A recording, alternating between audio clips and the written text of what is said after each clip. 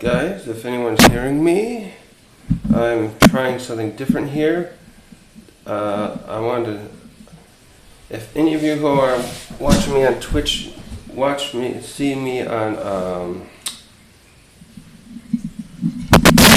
there. Yeah, this stream's going beautifully. Whoop. This thing doesn't like me, does it? It's too many little things. This is Turok, or I call myself Assassin K on Twitch. Today I was trying to do something a little differently. You know what? I should make sure I keep this for posterity on, because I may want to put this on, wait. How's this going to work? I am attempting to, hopefully that recorded. I am attempting to do something different today with, I usually record a video. One Piece, the new One Piece chapter just came out, and I usually record a video on my phone and just upload it to YouTube, but I don't know, no one's really watching it. I was just trying to see if this would work differently, positively. I was going to stream it through YouTube, but because my channel is teeny tiny, I cannot stream on there right now. I don't meet eligibility. As I do it through like probably OBS, which I didn't set up right now. With that, I have OBS set up to stream on here. I guess I could have done it that way, but I use that for like reaction stuff, or when I was streaming Fake Grand Order. So I was doing this instead where I look at the chapter live. And I'm trying to, hopefully if it records right, I can just upload this later. So anyways, God, this week went really fast. For anyone, yeah. I've been doing this stuff with, I gotta collect my thoughts. Forgive me. I have been following One Piece for and making these videos now for like 5 months, and every week it seems like the new chapter just jumps upon you. And this week more than ever, because I can't more than ever because I made multiple videos this week and talking about the last chapter, because there was so much to unpack with it. How many videos did I make about it? 2. I only made 2, but I made them earlier this week as I was like, after I kept thinking about stuff with the new chapter and what happened, that chapter and what happened with it. This is a spoiler thing, by the way. I should have put that in there. I'm going to be talking a lot about One Piece spoilers, and yeah, I should have put that in the chat thing. So last chapter, here's where I begin this. We discovered Im-sama, or just Im, I think, the so-called ruler of the world government, began doing it seems he was in control. He used a weapon, which we are assuming is the ancient weapon Uranus. Come on, Pinky, no. Come here. The ancient weapon Uranus, and he used it to destroy the Lucia kingdom, where Sabo was hiding out after he had escaped from Marijois, where him and other members of the Revolutionary Army had gone there. I think their goal was to get Kuma, because he's there as and he's being used as a pet / and slave and whatnot of one of the celestial dragons. And so Sabo like escaped to the Lucia kingdom, and he called Dragon and the other revolutionaries, and he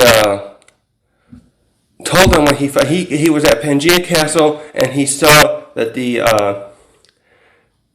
throne had someone sitting on it. And when I first read that, I'd actually forgotten that the throne is visible for all to see.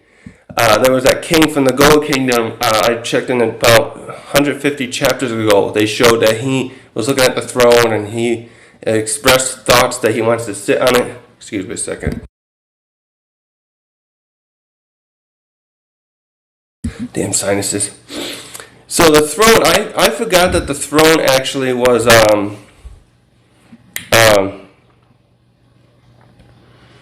I forgot that the throne was visible for all to see, and that so anyone could go up there and see it. Sorry. So Sabo saw the throne apparently. Then he must have saw Eam there. Maybe it happened when. I wonder. So was Eam just sitting up there, basking? He probably was just back there like, yes, I rule the world. And I can do whatever the hell I want. And I'm trying to think what an asshole like him would be. He'd probably be sitting there thinking about looking at the world map, actually, because he's looking at a map in this last chapter too. So, anyways, getting off topic again. I do this a lot. I was rambling in my last videos. I must have brought up 10 different things in those videos. So, Sabo escaped to the Lucia Kingdom, and he calls Dragon, but he didn't use I think it's a white Denden Mushi, which is the snail creature to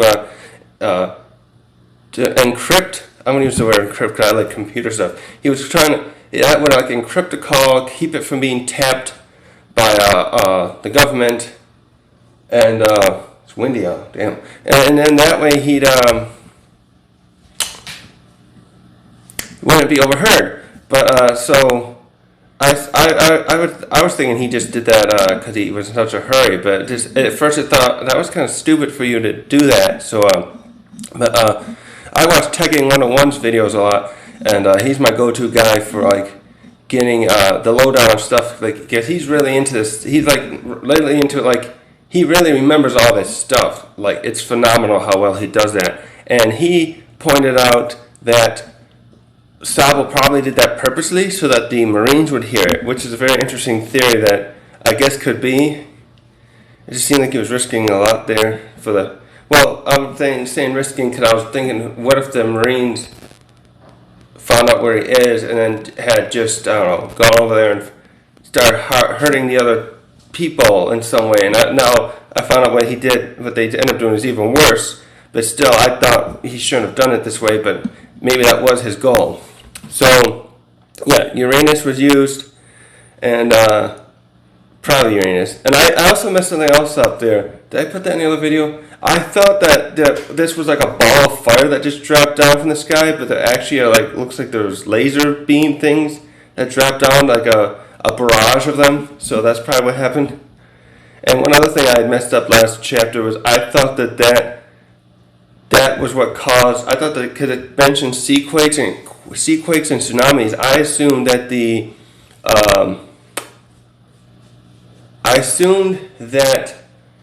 the Straw Hats were close by to there, and that's what caused them here in the end of the chapter to be losing control. But apparently, it's just because they were getting close to the next island they were heading for, and it's like a winter island, so that's why the storms were coming. So I was wrong on that bit.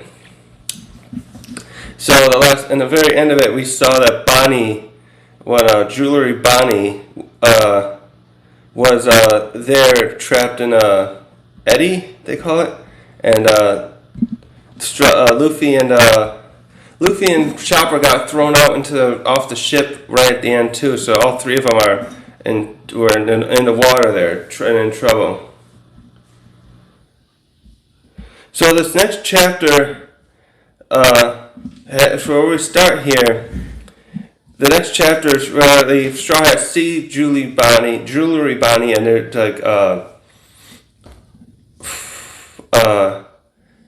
and just trying to figure out how to save her, and I should have reread this a couple of other times.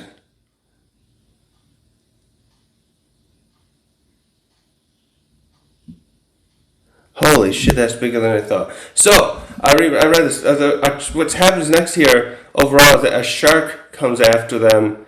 A gigantic thing. This is not quite as big as a sea king, but it's much bigger than any real shark would be. And they show a moment like where it's like Jaws and it's just coming up for him and it almost swallows him up.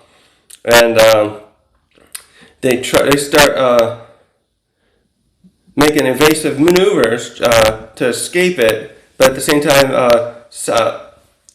what's his name? Jinbei has to go after the other three in the water. So Frankie gets back at the helm and he jumps off of there, and they get in the water. And also, meanwhile, here Zoro comments that shark isn't really a normal shark; that it's something made of metal, so some kind of machine here. Oh, by the way, the chapter's called Egghead. It's Island of the Future. So right away, we know that this is probably where Vegapunk is. And as soon as I heard that, I was like, yep, probably. And we've been waiting to see Vegapunk for a long time. When did they first mention Vegapunk? I think Frankie was on an island that Vegapunk used to inhabit. And that's when he stayed for his 2 years to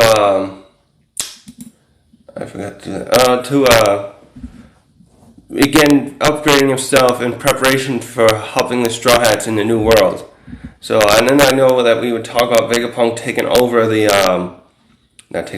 that he's creating a unit to, what do you call it? They got rid of the warlords, so now that the warlords are gone, the Vegapunk's in charge of creating a defense force thing that will help the world government and the Navy or the Marines defend against pirates. Because they were just tired of dealing with pirates working as warlords who were just doing their own agenda and not listening to, basically abusing their power as their what would you call that, protection from the government.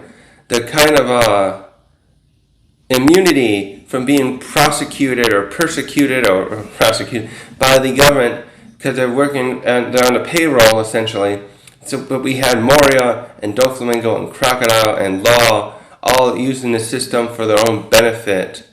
And even Weevil, I guess to some extent, he was just going around crushing former Whitebeard pirates. We have no idea where he is still. I was hoping this chapter would follow up a little bit on that, but we got nothing on that at the moment. So, so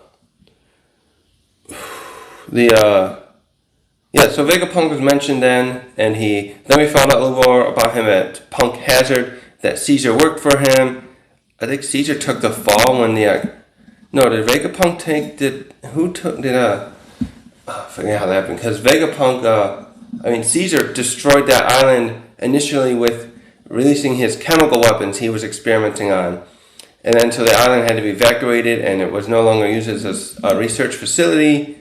And that's where Vegapunk though left the artificial devil fruit left by that Momo ate, and he made those dragons. So we got that. I was trying to think of one more thing about Vegapunk we learned. Just that, so he's been around a while, so we didn't know we hadn't seen him yet. And, so this is probably where he is now. He is there now. This is a spoiler chapter. He's there. I read to the end of it, and, I'm not really reacting. I used to do, live reactions to this, but that wasn't working well, because I have to stop, read it, and, it just wasn't working for me. So, they're making evasive maneuvers, and the shark, while they're trying to escape the shark, though, the metal shark, this thing is a robot, opens up its mouth and fires a cannon-like thing of must be like torpedoes, because it's under the water.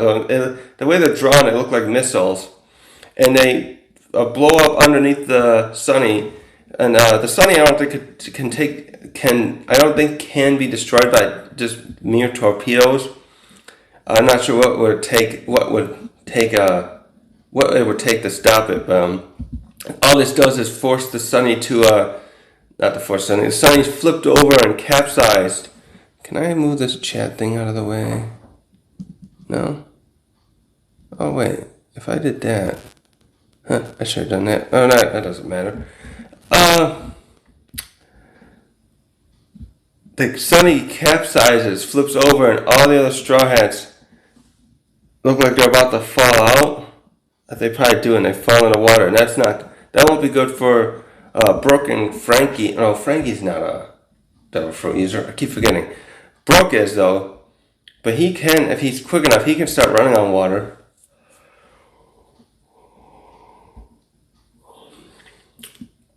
Excuse me. So next we flip over here to Jinbei catching Bonnie, Chopper, and Luffy, who are all under the water, and due to the devil fruits, they can't do anything to get out. And he catches them all, and then here's the explosion as he's doing that from the shark shooting at the Sunny, and he comes back up.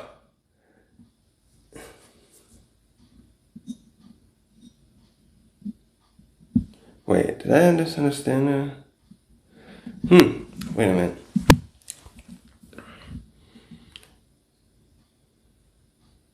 Okay, yeah. So when Jinbei comes back up, is that the shark in the distance? Yeah, the shark comes over there and it starts firing at him, and he takes the three Luffy, Bonnie, Chopper back down to dive because he has to escape to avoid it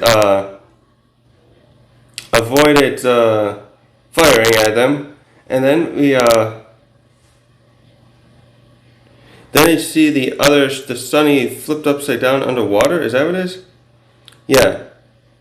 And the other ones they are in the water, and they're trying to who's holding Brook? I think Zoro has Brook there because he's the last devil fruit user other than under the water, so he's got to keep hold of him because he'll be immobilized as well. And then this robot pops up out of nowhere. At first I thought that was Frankie's robot, but no, that must be, it's too big. That's the one. This is what Vegapunk appears in. He uses this giant robot, and he comes up to the shark and just socks it with a left hook, essentially. And it's the shark, you see, was even afraid when he saw that thing come up. So he knew that he was in trouble. He must have been acting out of order. So we switch up now and we go to G14, a G14 naval base, and this is apparently nearby. It says to us it's nearby the Egghead Island, and we see for the first time in a while Tashigi, and she's with those children they saved from the Caesar on Punk Hazard Island, and oh yeah, there's a little girl there. What was her name? She was the one that worked the Chopper. She's the one that helped Chopper when they had to try and stop the kids from eating the candy, which was infused with that stuff. He was infusing with drugs, so they could not ever leave. They became addicted to it. I don't remember her name right now. Mocha. Okay, they say her name right there. So the other kids are there, and the Navy. The Marines have some of their men helping distribute this medicine, and Tashigi's there leading this, and Moga's so cute. She's so they are getting smaller. They comment out she's getting smaller. I wonder if they can return to normal. I guess they could in One Piece World. I imagine that would never work realistically. If someone could even make your cells grow that big, how would you get that small again? Could that be reversed?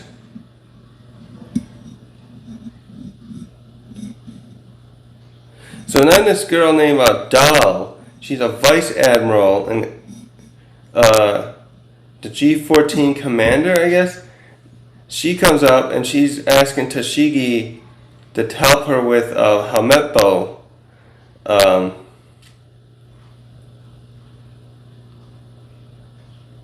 And so when he's going on, his Helmetbo's crying his eyes out because Kobe was taken by Blackbeard a couple chapters ago. So this is recently after that.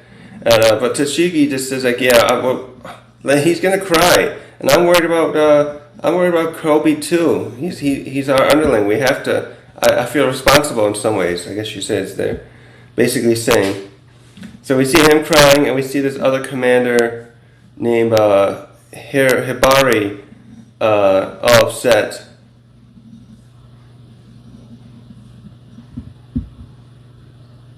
Oh, okay, so yeah. So Hamepo and Hibari, they want to go to Blackbeard's island, Honeycomb Island, to get him. And they're trying to. The reason with the rear admiral here, named Prince Gruss, to go there, and the guy dismisses it right away. Like, you can't do this because we can't go there, obviously, because Blackbeard's there, and it's an island full of pirates, and they would just swarm us if we got there. Ha! Swarm them. They're going to Honeycomb Beehive Island and to be swarmed. By the way, it all mentions that all these other members here, or I didn't say with Vice Admiral Dahl, but it mentions that Himepo, Hibari, and this Prince Gruss are all part of SWORD, that group we know that we learned about with Drake being part of it. This own separate little. How would they? I don't know what their other parameters or what they do are, but. Okay, so the next part though is that Hamepo tries to say, with Egghead being so close, why can't we send a Seraphim over to Honeycomb Island to rescue Kobe? Actually, that would probably be a good idea. If you were able to send a bunch of those Seraphims, I wonder if Blackbeard could stop him, if he had his captains all there, would they be able to stop the Seraphims? Because we saw how devastatingly powerful two of them were, and that one that was like looked like Mihawk even attacked Blackbeard directly, and he seemed quite intimidated, surprised, and such that such a thing was there. And although he somehow must have escaped it, it's funny with it because no wait, did he suck it in? I wonder, did he destroy that Seraphim? Because I know he used his black hole attack or something like that effect to stop it from, to fight it off. But I don't know if that means he destroyed it or not. Maybe he still has it in a black hole. Because like he can store stuff away, if I recall correctly, so that and he can release stuff at a later time out of there.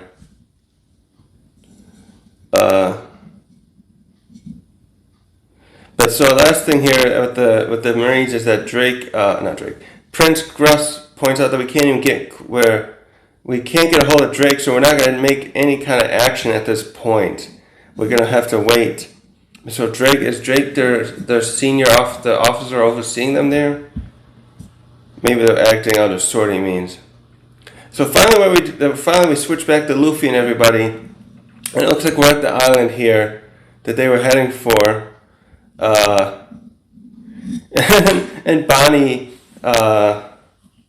the first thing Bonnie is saying, you don't remember who I am? So did Luffy ever meet Bonnie? I don't think she really did. And he doesn't pay attention to who his other rivals are. So, they're there at some cave, it looks like.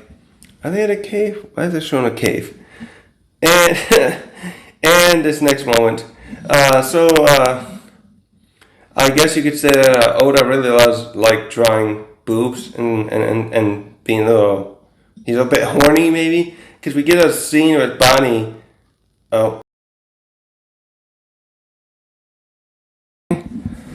Oh shit! Now you got. So I'm gonna go on with the stream. I gotta go on here anyways. I'm sorry about that. I had to take a phone call. I'm streaming on my phone, and I'm going to have to set up something else next time to make this better if I do this, so I don't have to use my phone. But I was trying to do this while I was thinking about the chapter, and I was trying to...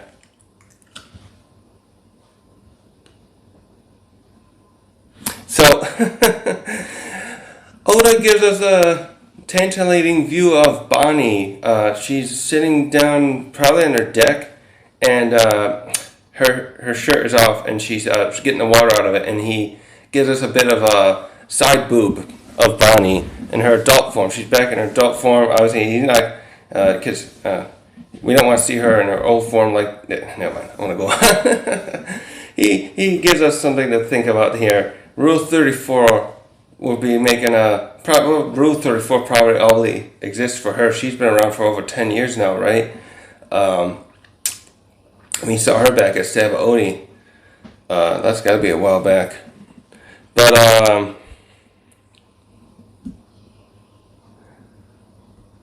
so it's funny. She's kind of grateful. She thanks them for saving them, but at the same time, she has to remind them that they're enemies. I find that a little annoying that the pirates here, they're all like saying, we're automatically enemies because we're not in the same crew.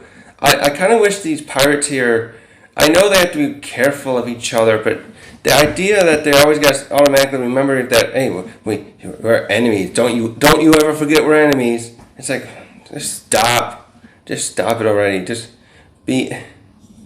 Luffy doesn't give a damn. Like, he only cares in so much if you tell... The only time you really piss Luffy off, I notice, in a situation like this, is if she's going to say right away, I want the One Piece.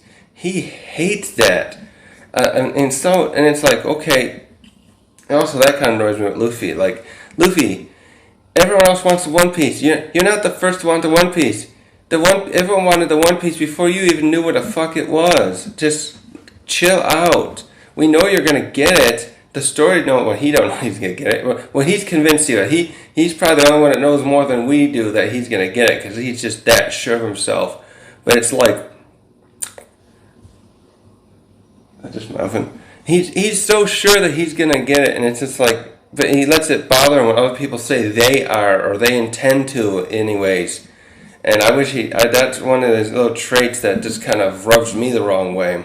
But I shouldn't let it. So anyways, Bonnie here is, thanks them for doing it, helping them. And Luffy's there just like being very childish, I guess. And she just really gets upset. Like, are you really an emperor? And then she starts asking him, like, why is your wanted poster show you with that new look? Your hair was all white in there. And it made quite a stir, I guess. So people realized how different Luffy looked.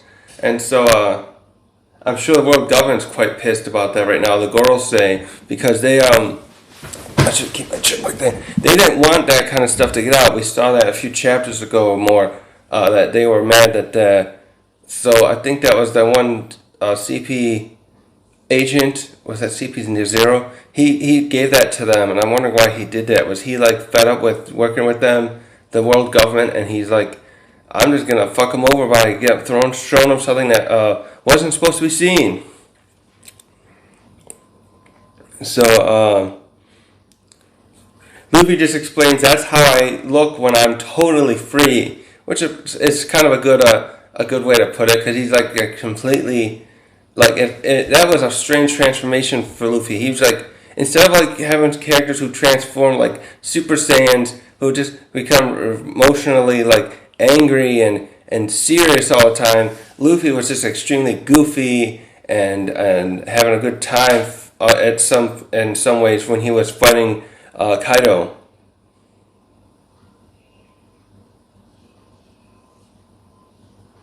And so this is just them. Okay, so this just shows them. That's right. This is just Bonnie, Chopper, Jinbei, and Luffy here together in a cave. Okay, so they are in a little cave entrance right there, and I can see because they got a metal wall. There's a metal wall behind them. You can tell there's man-made construction stuff there, and then she goes on to talk about how. So the rest of the crew are not there. And she's like, wait, aren't you worried about them? Which I thought they were there at first. But so they're not there yet. And the last thing she comments about is, I can't believe you got the Knight of the Sea with you too. Which I guess that's Jinbei's name, right? That's a good way to put it. So Jinbei here asks her, what happened to your crew and ship? Which is something I was wondering about last time too. I was wondering if they got captured, because I don't think we've seen her crew at all since Sabaody. And then we saw that she had been captured by Blackbeard. And by the way, so did he give her over to the world government? We don't know how she escaped from Blackbeard, or if I guess she couldn't. She was chained up bad by him. And so we saw her last there. And we never saw her crew again, I think. Then we seen her at, I know we just saw her at Marijois. Did they show her? I think they showed her too when Luffy, was it when Luffy was proclaimed the 5th Emperor right after leaving Totland? I know that was one other point they showed her. So, but here's what happens here, what she answers here, this part where I was wondering about, and that is that the, come on, kitty. What do you want now? You can't go out. What she answers here is that she came alone to here, so she definitely has been probably going on her own for a bit. Maybe that's where she was at Marishawa too. She was by herself, and she explains that the shark we just met ate her ship, and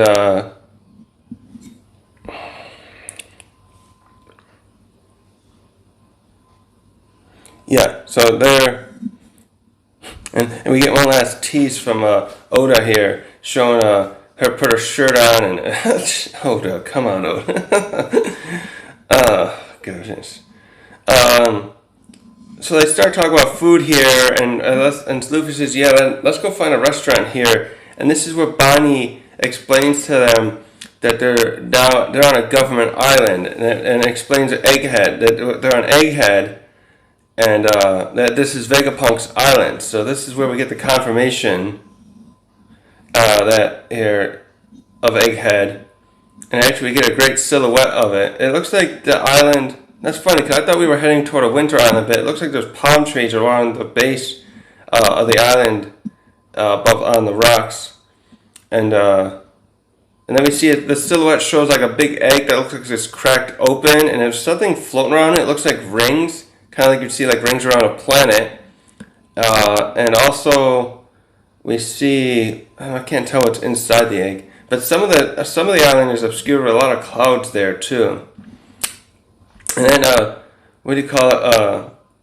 Bonnie explains, yeah, Vegapunk is here, and I got business with him, which took me a moment to realize what she probably meant, but she must be here. It sounds like to talk to Vegapunk about Kuma, I'm assuming. It must be. Because he's the one who made... Kuma was made into like a machine the way he was. So when did we find that out? So was Kuma like that when we met him at Thriller Bark? I don't believe so. I think that was after that. When we got the Saba Odi, we found out he had been changed like that, if I recall correctly. And now we know Bonnie's got some connection with Kuma, and we didn't get the explanation just yet here. Probably in the next chapter, or soon. Oda has a way of tending to change, mixed, having shown us all the stuff when we're waiting for more information on something else. Like I was hoping we'd get more like what happened with about Bonnie here, but we get enough. He kept some action going too. So yeah, so Kuma. So finally gonna hopefully here find out too what happened with Kuma and why he became the way he did, why Vegapunk did it to him, why he wanted Vegapunk to do this to him, I guess, in the next chapter or two. And so next though, this giant robot that we saw earlier comes up and is holding the Sunny, and we see all the... Pinky, you can't go up there. Come on. All that stuff up there. Come here. Come on. Come on, buddy. Sit with me. Come on. So, okay, yeah, this was not Frankie. I thought this was Frankie's robot until I know. So the other guys all showed up under the water. Oh, that's right. Nico Robin had a devil fruit too. Duh. So when the others capsized, Nico and Brooke were in danger from this from that capsizing. Do they show her there?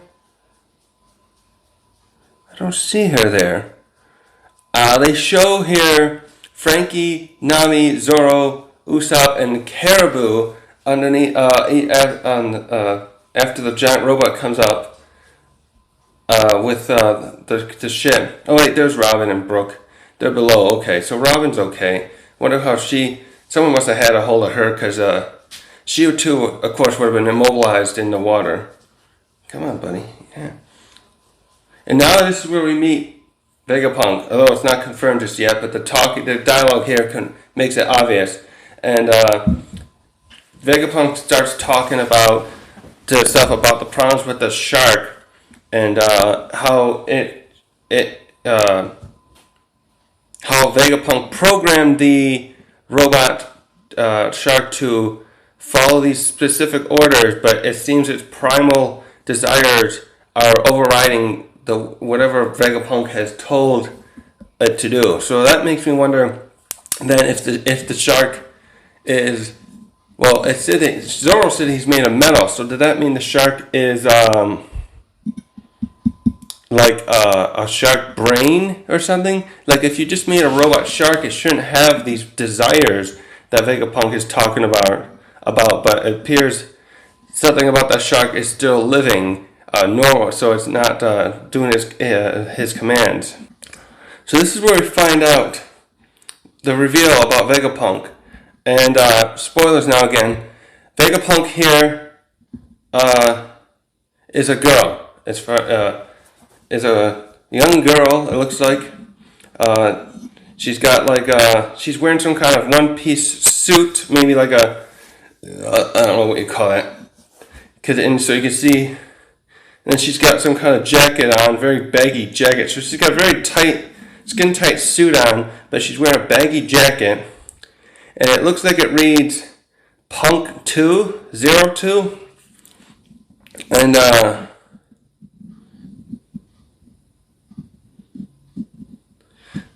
interesting. Vegapunk here, if this is the Vegapunk, seems very humble in some ways. So she introduces herself and says, "I work for the government to cite my mediocrity," and they like to call me a scientific genius. And what'd you call it? She's also, it looks like she's wearing, when you get this close-up shot, she's wearing something over her ear. Although actually no, I see it on the other panel. She's got it's got like an antenna, so maybe some kind of radio device, communication device. It's like on her left side. It's like cupped, and it's got an antenna going up. And also, she was wearing a helmet that had goggles over it, and she takes that off. When we first see her, she's and she's in the cockpit. Actually, I'm sorry, I should have said she's inside the cockpit of the robot, and it shows her coming out of the cockpit. And it's got that basic. We can't see a lot of it, but we see it. It's definitely like it's almost what you would expect of a cockpit of a robot thing, with like a lever on one side. Looks like a screen. You see wires and other levers above, I think. And she comes out of that cockpit. I can't tell exactly where the cockpit was, like in the head or in the middle of the robot. When the robot shows up out of the water.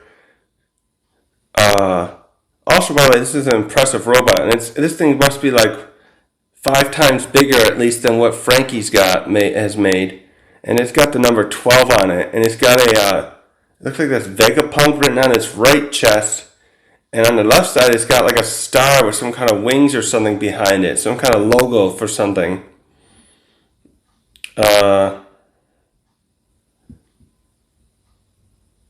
Oh yeah, Sanji is showing someone. Oh boy, Sanji's gonna be smitten with Vegapunk now, I guess, huh? So I like how this. My favorite thing about this chapter just now that so far is that Oda did a good job here in making us assume all this time that the Vegapunk was a guy. I think Tekken kept saying, like, imagining him like a Rick, right? Rick Sanchez, is that his name, from Rick and Morty? He kept picturing him like that, and I mean that's kind of the image it created for me too. And I'm thinking like trying to think of another scientist character. I was rewatching that Street Fighter animated movie a while ago, and there was like a character in there. I was thinking something along those lines, very cold. So we all just expected a cold, calculating old man who just focuses on his work. And instead we got a rather bubbly-looking girl who still has that same mentality of her scientific stuff. Like, when she first comes out, she's just talking about the problem she's having with the shark, and how she says, like, specifically, like, I ordered the shark to scout, report, and fire.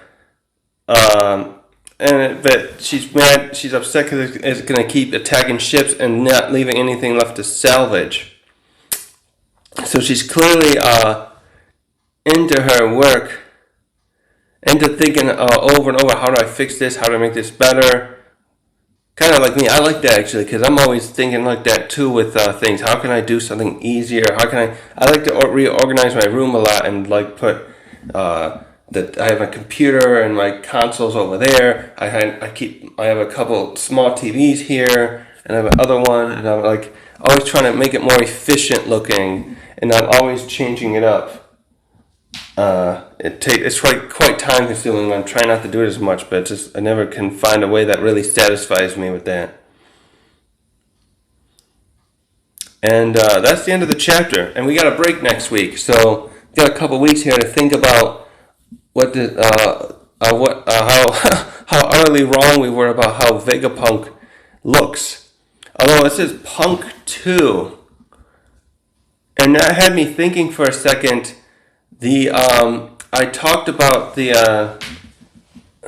my another video about clones, and I had forgotten that clones have already been shown. I was thinking about the clones in reference with the seraphims we just saw, the new ones that look like at least two of the warlords that we know of, and how there could be other ones like that. And I was thinking, so first of all, too, I forgot that clones were something shown that Sanji's dad has mass-produced for the German kingdom, and that I think they said he learned that from else. He didn't. That's not his creation. The idea of clones, I think Vegapunk here is, but we know that Sanji's dad, Judge, and as well as Queen, one of Kaido's former subordinates, officers, used to work for Vegapunk. So anyways, back to clones. I'm thinking this might be a clone of Vegapunk, maybe. This Punk 2. As soon as I saw that and I thought about the clone stuff we've learned in One Piece, maybe this isn't the Vegapunk. So I guess in some ways we could still be right that there's the old man Vegapunk, the one with the stereotype version we would imagine of a scientist, a genius who's been around a long time. So maybe this is a Vegapunk where he cloned himself and made himself a sexy lady instead. We'll have to find out next time on that part. So that'll be interesting to figure out too, like if the clone stuff is true. With I'm theorizing with the seraphims that they are more like androids. They are robots, kind of like how maybe that's part of why Kuma did what he did. Maybe that's why Vegapunk went through that. He was trying to prototype this idea of making android or cyborg, I should say, machines out of people. And now the Seraphims 2.0 are the next generation of that concept, because they are, there's clearly something going on with that, because they look like Lunarians. So they either are gene splicing like Lunarian DNA, I'm thinking like Kings, or with the warlords like Boa, Hancock, and Mihawk. And I'm wondering, that had me wondering, because we don't know, the government would hide this kind of stuff, a government like this. Could there be other Lunarians besides King? There's no confirmation one way or the other that the other ones are actually all gone. I think they're supposedly, how do they say, extinct or something. But what if the government did capture other ones and Vegapunk's keeping one there or more and using their blood, DNA, and because they're supposedly a very resilient race against the forces of nature, I was going to say, against the weather, they could survive like almost anything. They're kind of like Frieza's race was mentioned. He could survive in space in Dragon Ball, the universe. So Lunarians, so Vegapunk could have another Lunarian there, and due to their uniqueness, he wants to use that with other potent figures whose DNA he could have. That was the other thing too. I'm thinking, my God, if he can make clone figures, clones of Mihawk or Boa, or especially someone like Mihawk, especially, I'm going to use as an example. If he can use that with Lunarians and replicate their strength, he really will have like an unstoppable force of beings, and that's just scary, I guess. But that also had me worried. I'm wondering, there's other thing that hadn't been confirmed or anything else said. I started thinking about with the Lunarian, the Sephiroms. I mean, what if, because if Vegapunk too has been on the payroll a long time of the government, what if he has Gold Roger's body? What if they kept his body and he has that and he can use Gold Roger as the basis to make another Sephirom? That just like, I'm really hoping I'm right on that. That would be an amazing, scary thing to happen here, that they create something like that out of the Pirate King. Also, there's a break next week. Oh, I said that already, right? So what else? So he's got a giant mech he controls. Yep. By the way, this island doesn't look that particularly huge. I wonder if there's a lot more underground. Because we see this cave here that from far, and then we saw that's where it looks like Bonnie, Chopper, Luffy, and Jinbei are. So this island doesn't look like it's more than, what, mile high? Maybe a mile and a half. This seems a bit small for a guy with place. I guess he could have other places, other facilities.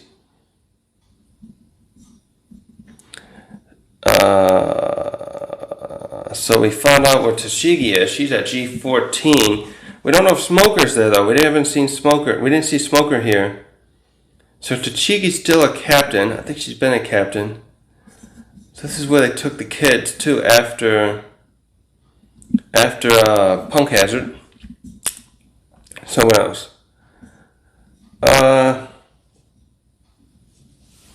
This is take some thought, like this. I don't want to be processing this all day, theorizing more about what we found out with Vegapunk here.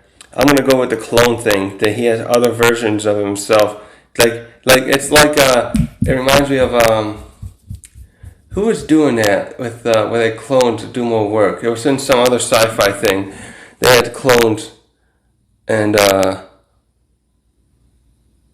I forget now. But that sounds like, I bet that's what he's doing here. Anyways, thanks for watching. I'm ending it now. Yes, I am sure.